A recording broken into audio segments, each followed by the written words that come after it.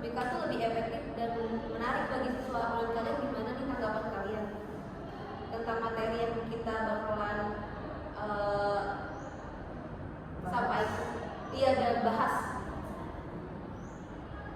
Ya untuk sekarang tuh penting sih karena kan udah zamannya ini ya digital gitu. Semua orang kan pasti pakai HP, sampai yang kayak ibu juga kan sekarang udah pada megang HP. Kalau zaman dulu kan mungkin nggak semua yang pakai HP ini handphone atau semacamnya itu tuh berfungsi untuk komunikasi. Karena sekarang anak kecil tuh ada yang udah punya HP sendiri juga punya gadget dan itu masing-masing ya. bukan cuma buat komunikasi aja, banyak kayak nonton YouTube contohnya kayak gitu, main game. Tapi bisa juga dibuat belajar. Belajarnya itu kayak kayak puisi dan kayak itu gitu. manfaatan yang mereka manfaatin itu. Ya betul. Kalau di konseling mungkin ini sih orang tua tuh nggak harus datang sekolahan gitu loh, bisa lewat WhatsApp pribadi ke gurunya gitu, misalnya anaknya kenapa-kenapa. Terus kadang juga kan sekarang kalau zaman dulu kan kita mau izin aja harus nulis surat kan. Iya. Kalau sekarang tinggal orang tua yang ngechat gurunya. Iya. Pak, mohon maaf anak saya tidak bisa masuk karena sedang sakit gitu kan. Lalu harus nulis surat kan dititipin ke temannya itu masih tanda tangan orang Iya. tua kan. Nah, sekarang kayak lebih simple gitu. Iya.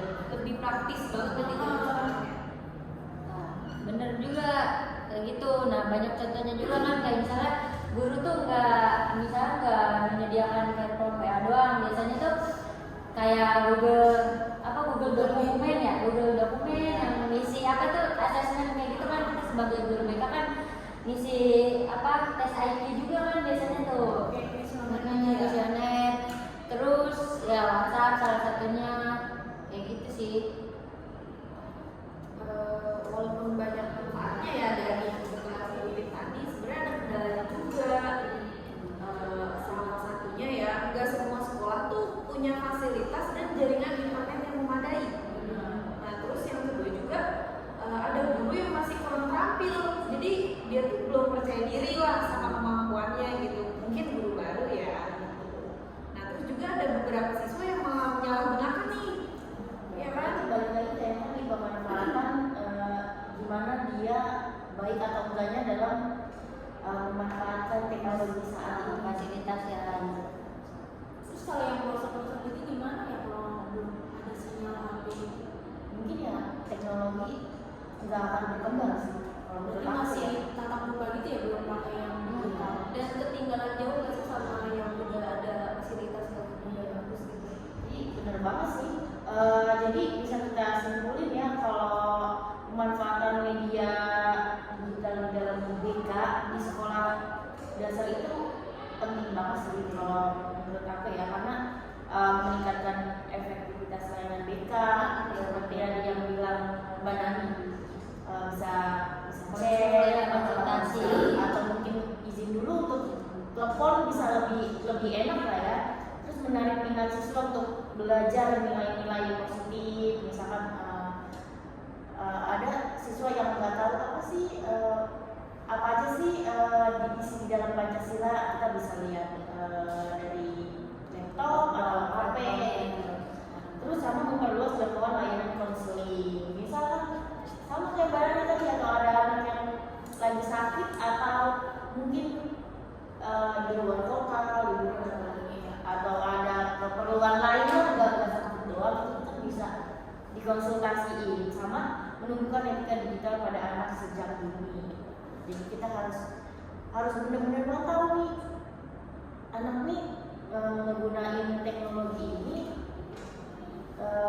yang baik-baik aja atau ada yang menyimpang atau gimana gitu. Jadi kita sebagai orang tua tuh nggak bisa biarin anak saya Difasilitasi ya. diam aja Tadi main HP, scroll TikTok atau apa.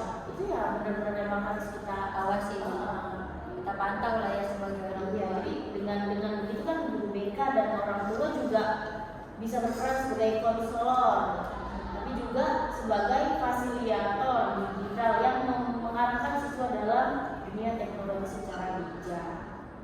Terus satu lagi sih manfaatnya lebih irit gitu, nggak perlu keluarin bensin gitu kan, Iya, dari rumah, simple.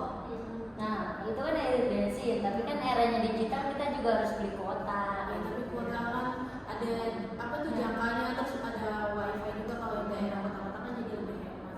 Kalau wifi hemat, cuma kalau kuota kan biasanya anak-anak kalau Iya, nggak harus sering kalau- nonton kalau nggak di ini ya, kalau nggak nggak diawasi, diawasi. nah itu diawasi juga, harus diawasi. Tapi setiap platform digital apapun itu ya, mau game edukasi, mau sosial media atau apa, semua itu sebenarnya ada plus minusnya. Gimana cara kita menggunakannya dengan baik. Nah itu makanya pentingnya guru BK di situ atau orang tua sebagai wali mereka bisa mengkondisikan atau mengawasi. Misalkan yang masih anak kecil dikasih YouTube, ada YouTube Kids, ya kan? Jadi kita bisa mengarahkan dia gitu, karena kita yang dewasa. Jadi kita bisa membimbing dia atau menuntut dia, kasih tahu jangan kesini ya nak, jangan itu ya nak gitu. Pakai yang ini, Tetap pakai yang itu diarahin. gitu. Guru BK ataupun orang tua sih. Kayaknya cukup ya diskusi kita kali ini.